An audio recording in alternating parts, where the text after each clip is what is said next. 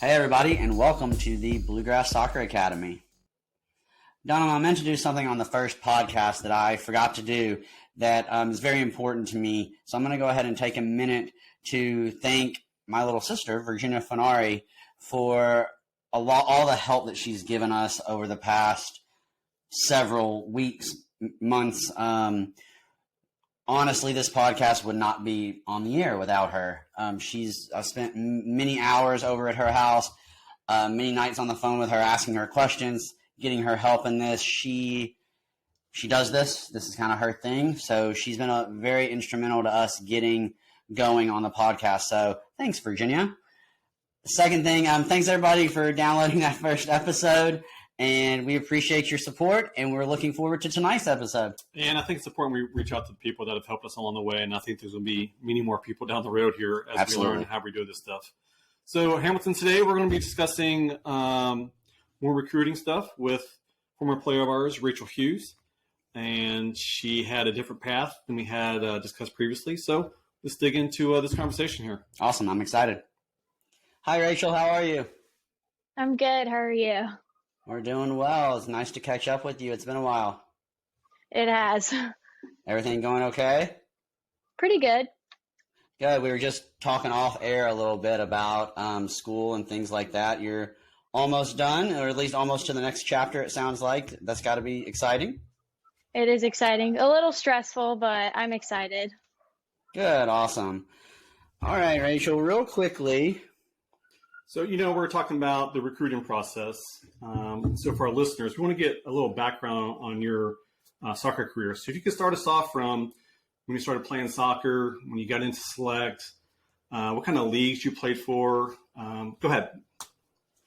Yeah, so I've pretty much been playing soccer since I was 6. When I moved to Kentucky, that was kind of the first sport I played. And so I played just rec all up until I was 9, and then I joined the U9 Academy team that they had for the Musa Flyers at the time. And I played on that team, I think, until I was in like 8th grade. And then we kind of moved, our entire club moved, and we went to Central Kentucky Storm. And then I played for that all throughout high school. And then I played middle school and high school both, like at schools. And then kind of post high school, I started out at UK and played on the club team. And then I played on a semi-pro, like amateur league in Cincinnati. And now I am playing for one of the collegiate teams at UK. Excellent. So during your time playing for Central Kentucky, do you recall what leagues you're in? Like, were you in a Premier League, maybe an MRL league? Yeah, we were in the KPL. In the KPL, okay. Did you guys ever win the league while you guys were playing? Unfortunately not. We played against some really good teams. A lot of the competition was actually really good just at the time. Well, mostly because Kentucky didn't really have like an ECNL team or a DA team, which are big now. So there was a lot of really good competition that kind of stayed in Kentucky. Okay. So, Rachel, we're talking about the recruiting process and kind of what each player has gone through. When you were in high school, did you do anything specific, or maybe you can give us some steps that you took to try to get yourself recruited? Yeah, the biggest thing that I did is I went to a lot of ID camps. So any schools that I was interested in, I just kind of went to any of their camps that they had, whether it was like a 1-day, a 2-day. I did a couple of the summer camps where it was like 3 or 4 days and you actually stay on campus.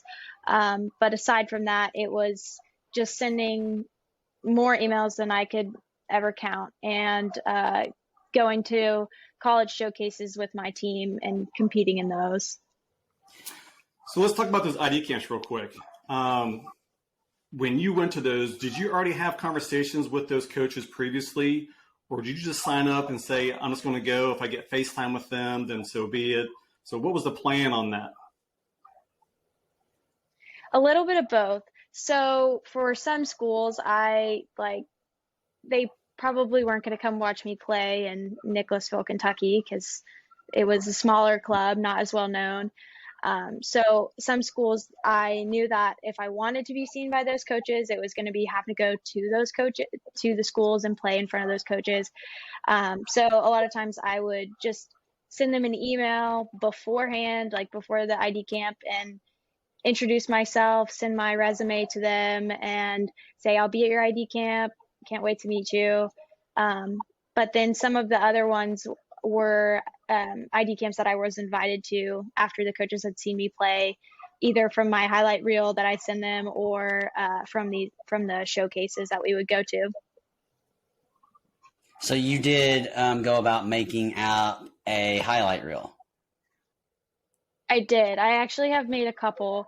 I updated it when I got different film. When I got enough film that I thought was better, I made a couple different ones that I had sent out. Okay. So when you got responses back from these coaches saying, hey, why don't you come to our ID camp so we can see a little bit closer, was there conversations about coming to their school, or was it just mainly, hey, come to the ID camp, we want to see a little bit closer, and that was kind of the stopping point? Most of the time it was just, hey, like, come to the ID camp. It's going to be the best way for us to get to see you play.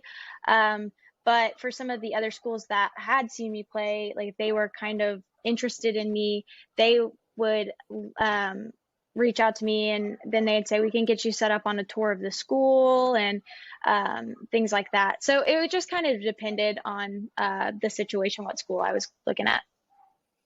And I'm assuming it was mainly the head coaches, or is there assistant coaches that were contacting you to invite you?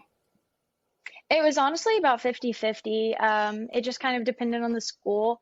A lot of times it was the head coach for like smaller schools, I noticed. And then some of the bigger schools that I was interested in, a lot of the contact was like the assistant coach or the recruiting coach. It just kind of depended on the school and what that school did. And you mentioned that you talked about doing some visits. Did you do any school visits? I did. They were all unofficial. I think actually maybe I had one official visit, but they were all unofficial. So basically that just means I was in charge of all my travel and expenses and things. But when I was there, they would get me set up with somebody to take me around and tours. There were a few that I actually had like private tours when it was just like me and one guide and then like my parents. And then there were a couple that I would just go on a tour either by myself or with like a big group that they had going on that weekend. When you went on these tours, Rachel, were you able to meet up with any soccer players or meet with the coaches at that time? Or was it more of kind of just like a campus tour to see the school and check it out? A lot of times if I was going to the campus, it was usually for an ID camp, and I kind of would do a tour like on top of the ID camp. So I got to see players and coaches from like at the ID camp from that way. But some of the tours that I went on that like had the coaches set up for me, I did get to like tour some of their facilities and meet some of the players and things like that.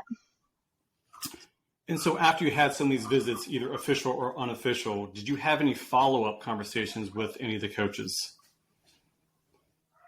Yeah, I always made sure to send like a follow-up email, just kind of thanking them for the time and the opportunity to look at the school.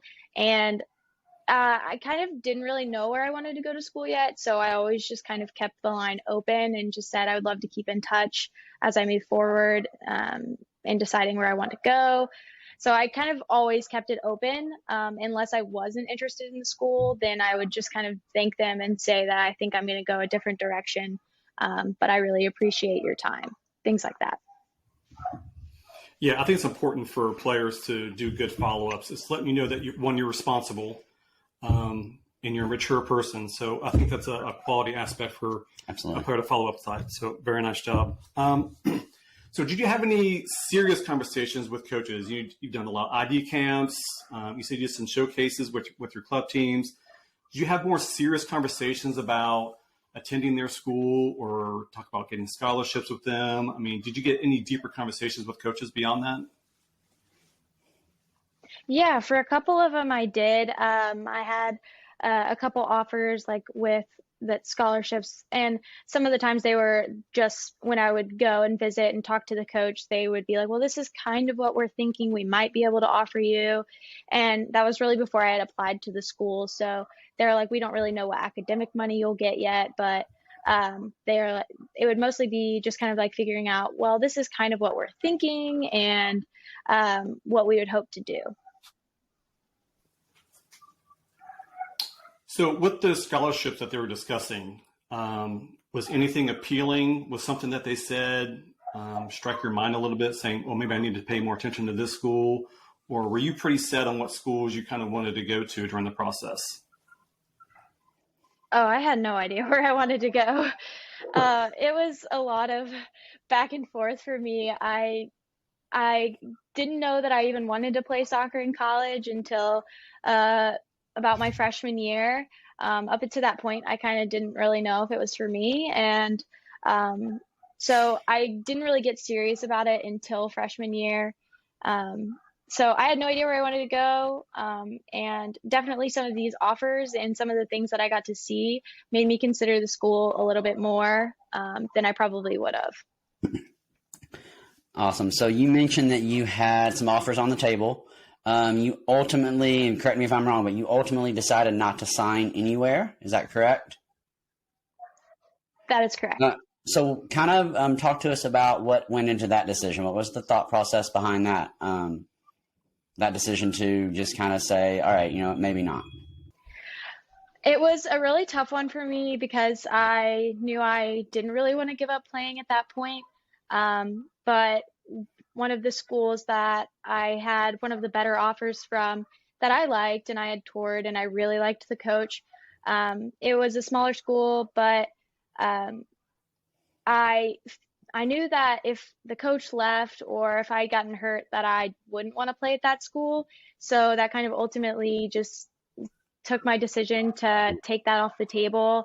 And it was going to be a little bit more financially for me to have to do for that one.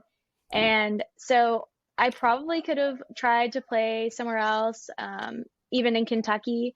But at this point, it was kind of late in the game for me. And I ultimately decided to go to UK because I knew they had a club team. And I kind of thought, well, that'll be enough for me. And I had a lot of good academic money and in-state tuition that I couldn't give up, especially with my aspiration to go to vet school and how expensive that is. Rachel, I'm going to double back real quickly on the just kind of your recruiting trail. You mentioned,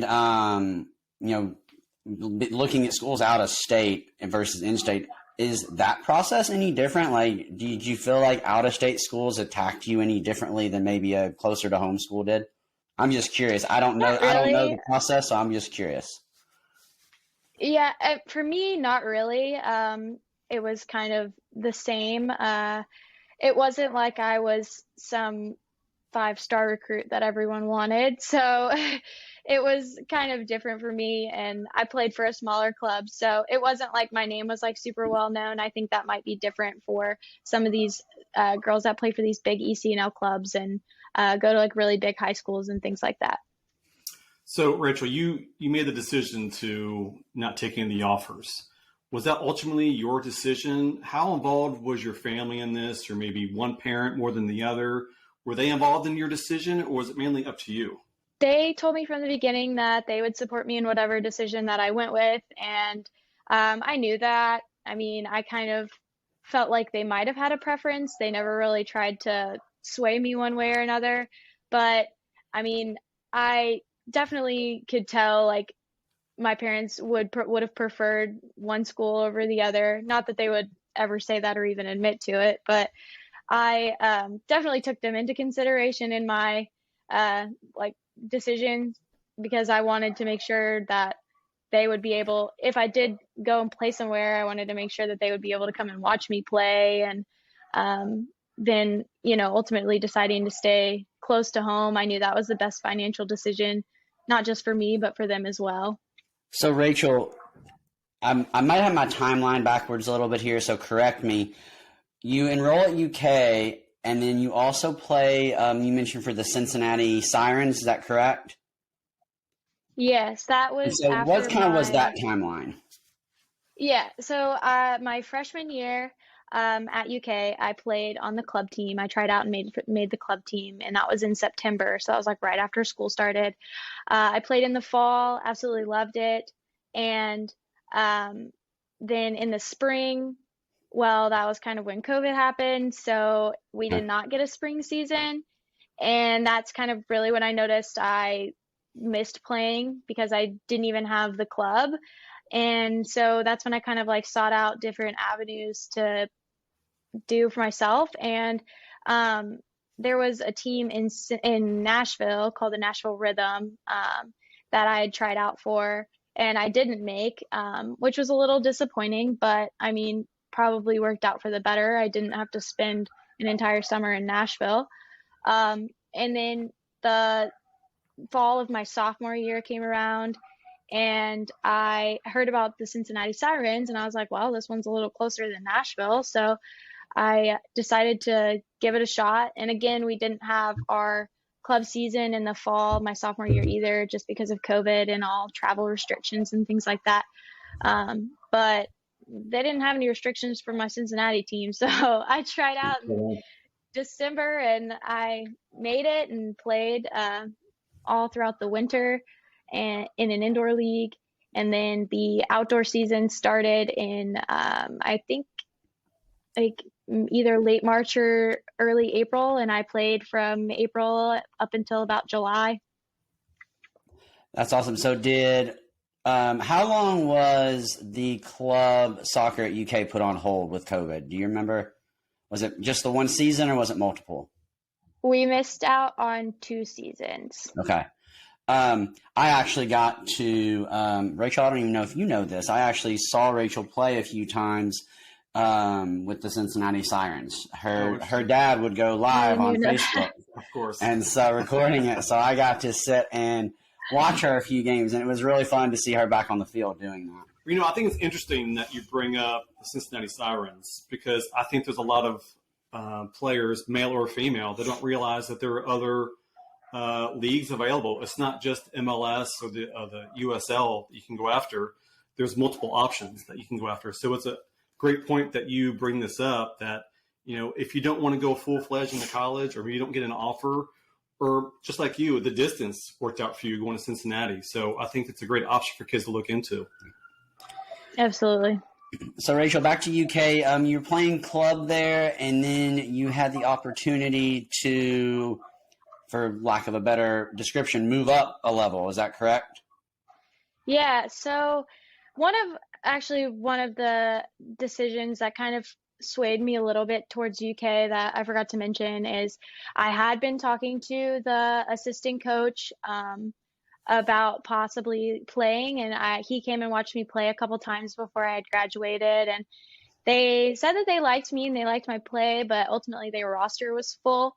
And so they were like, but you know, things happen during the school year, people transfer, players get injured, so kind of keep in touch.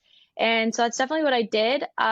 In the fall of my freshman year, during one of our club practices, the assistant coach had actually come out and watched us play, and I talked to him afterwards, and he remembered who I was, and um, it was kind of cool. And then he said, "Well, we'd love for you to maybe try and come try out in the spring, and possibly play in some of our friendlies. Like, we'll see what we can do."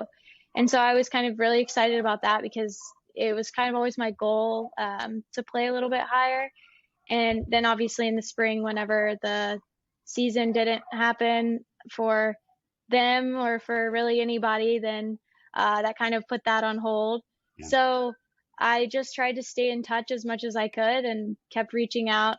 And I told him that I had made the Cincinnati team and that I would love for him to come watch me play and send him all my games and everything. And I had a few conversations with him in the spring, and he did ultimately come and watch me play a couple times. I didn't know it. He never told me until after the fact, but that was kind of after that, that's when they said, well, hey, like we're starting this like JV program at Kentucky, and we think that you'd be a good fit. So. And that's what you have been doing the past couple of years, correct? Or past couple seasons, correct? Yes, this is going to be my third season, or this was my third season. So I'll be going into my fourth season in the spring. So just talk to us a little bit about that season in general, that JV collegiate level soccer season. Just talk to us a little bit about that. What's that like? The travel involved, the stress involved, things like that. Yeah, definitely. Since this was the first season we've ever had of the JV, I don't think any of us knew what to expect. Yeah.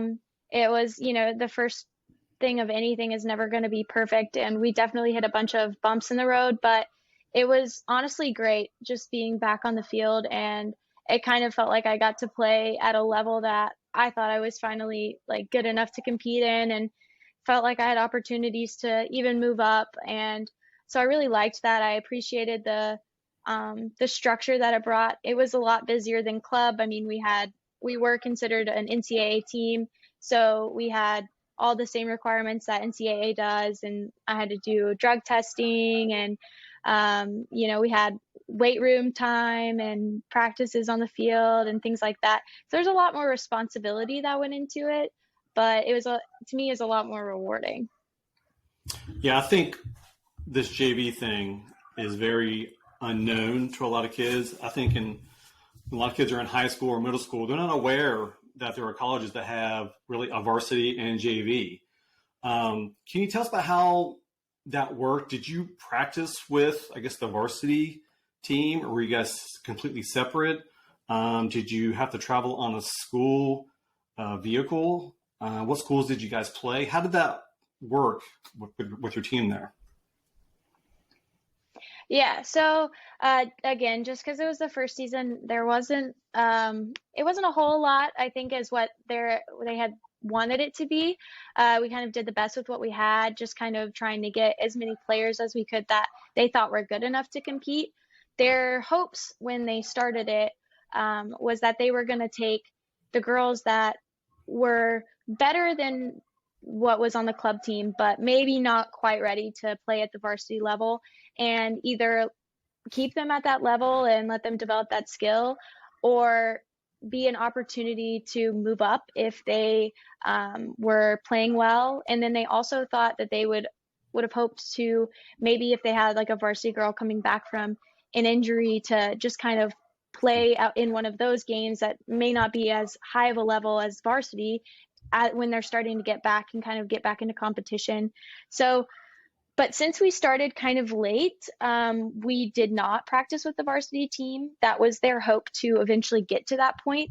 But we had separate practice times, but we had the same staff and everything.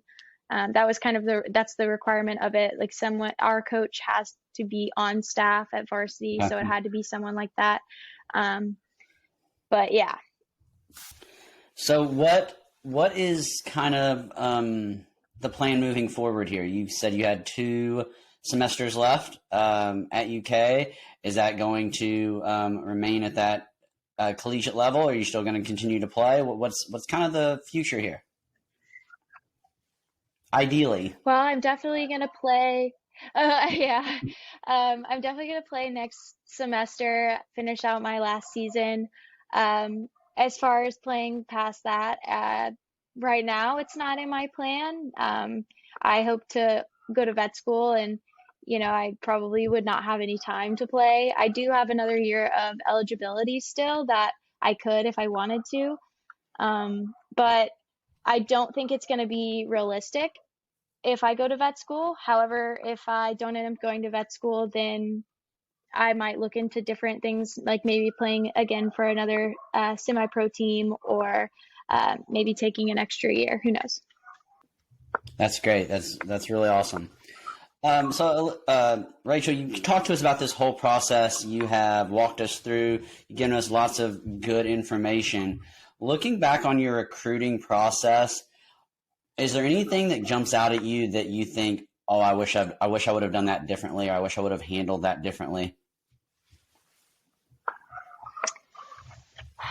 I don't know. That's always a tough question for me. I think one of the biggest challenges that I had was I did not play for a big club.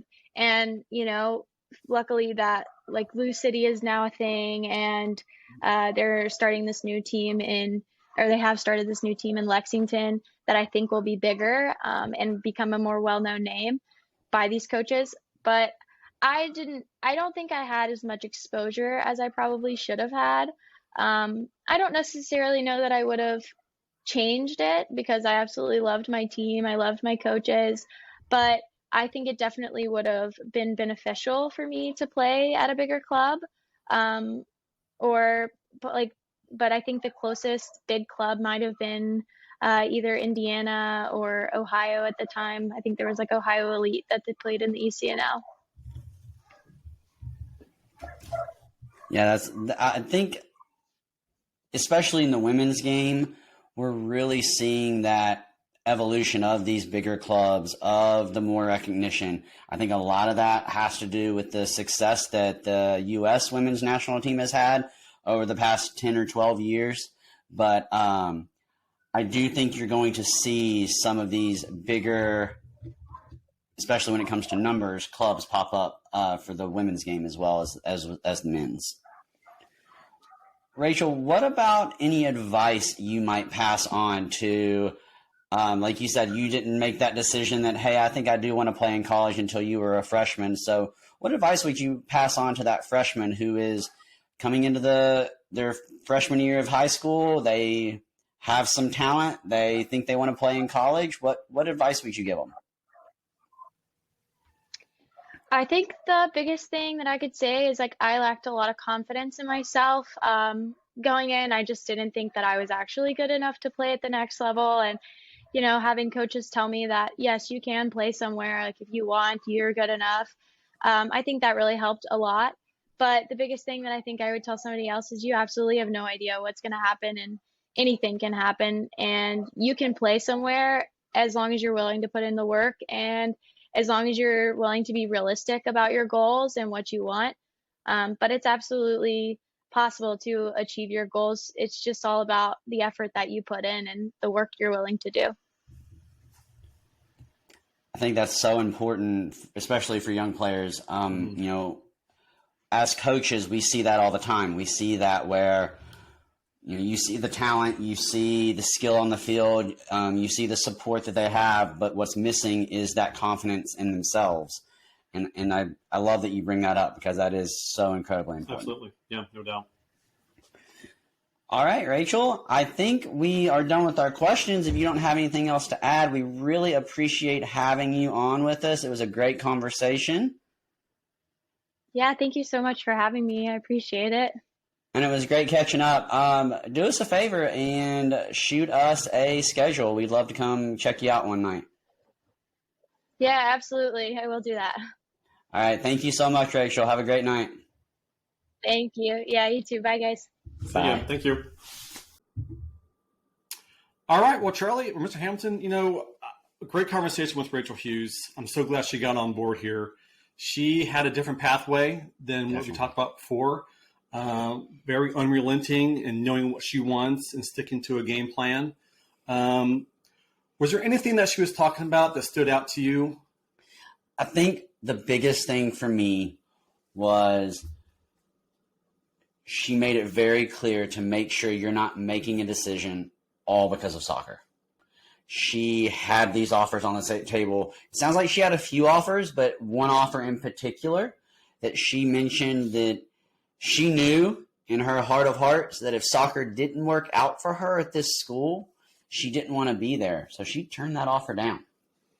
Which is pretty remarkable. Yeah. It shows her maturity, and it shows she's very responsible. She understands that she's planning for her future, not just the next 2 or 3 years of her life.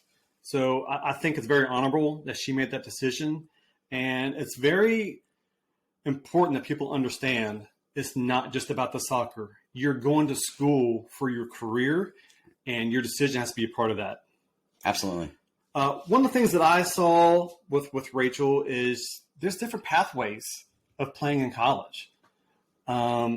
She turned down offers and said, you know what, I'm just going to go to school and I'm going to go play club soccer. But then club soccer started playing. She had a great time. And then she started playing for the Cincinnati Sirens, a semi-pro team. And oddly enough, that's not what got the attention of a college coach. It was playing for the club team. Right. But because she kept the lines open, she continued to have conversations, even when she knew she wasn't getting any offers. So many pathways, you just got to know what you want and willing to go different ways to get there. Definitely. And until I spoke to Rachel's dad and kind of caught up with him one night, I didn't even know the Cincinnati Sirens existed. I don't think any of us did either. So I'm from Cincinnati. I didn't know anything about it. So I think there are so many different ways to get into the game, to make a name for yourself, to get into the game. And so I think that is so important to make sure that you are always keeping those different pathways open for yourself if you want to play. And I thought the cool thing was, the Cincinnati Sirens, the club team, but there's the JV teams now. Right. That seems to be more common now, where teams are having, I guess, their varsity level, collegiate level players on scholarship. Then you got your JV players who have an opportunity to show themselves in front of the coaches day in and day out. Definitely. Another thing that jumped out to me was the number of ID camps that she said she attended and how important those were for her at her level, and just making sure you get yourself into as many of those as you can. I think the cool thing is she wasn't invited to everyone. Had a couple of coaches say, hey, come to our ID camp, see what you got. Others, she kind of reached out to those schools who didn't know anything about her. And, this is a large country. There are a lot of schools, and a lot of schools have programs, and there's just no way for every college coach to know every kid that wants to be recruited. So sometimes you've got to get yourself out there. And once you're there, they now have a face with a name, and they see a work ethic. They see a talent level. So it's a great opportunity for coaches to understand, oh, wow, maybe I need to pay attention to them now. She also mentioned the really important fact that I think is often overlooked by a lot of players is after those ID camps, she wasn't waiting for a coach to reach out to her. She made sure she reached out to the coach and was like, hey, thanks for letting me come. I enjoyed, learned a lot, just making sure that you're making that effort. The coach, as we talked about, the coach may not respond, but now he knows who you are. Always keep those lines of communication open at all times. The last thing I wanted to bring up, and we've got to be honest with ourselves. You've got to be realistic about your talent level. We all want to play Division I. We all want to play for a national championship, but I didn't have that talent. Me either. I could have wished for it all I wanted, but we got to be realistic. And sometimes your talent level just isn't meant for D1A, D1 2A, and there's nothing wrong with that. It's perfectly fine to go in NAIA school or Division II or Division III. You're going to have just as much fun.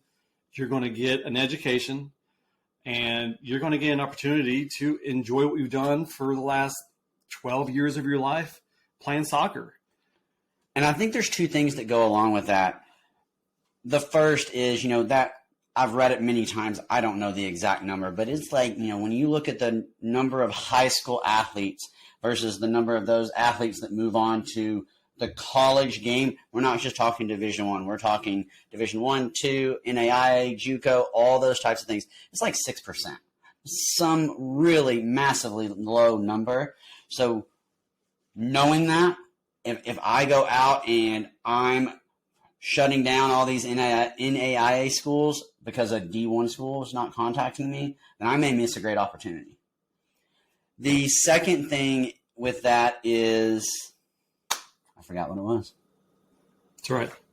We'll keep recording. Knowing your own NAIA schools. What was the second thing I I don't said? remember what you said. Oh, no, it was. And the second thing that goes along with that is kind of what we talked about earlier. There are so many different pathways now to get you to where you want to be. And so going the NAIA route might be the best decision, and it still may lead to something really good. Rachel started off as a club soccer player, and now she's playing at that collegiate level. I think that's really awesome. It's really amazing. And one thing I want to point out with that, when you bring up it's okay to go to NAIA school, sometimes you've got to go to these smaller schools and build your reputation your first or second year, and maybe catch the eye of a higher level school. I've seen it happen before where a kid went to, NAIA school, played 3 seasons at the NAIA school, but during those 3 years, he continued to hit up higher level coaches saying, watch me play. I promise you I stand out. And sure enough, his senior year, he played D1, and they even went to a national championship. That's awesome. So he was probably fortunate to go play for a national championship, but the idea is there's always a pathway. Keep those lines of communication open. If you want to get to that level, you got to keep talking to these coaches, just like Rachel did, and it benefited her in the long run. Yeah, absolutely. It was a great conversation with her. I really loved having her on. Looking forward to continuing the discussion on down the road about recruiting, and we appreciate you tuning in. This has been the Bluegrass Soccer Academy. Thanks, guys.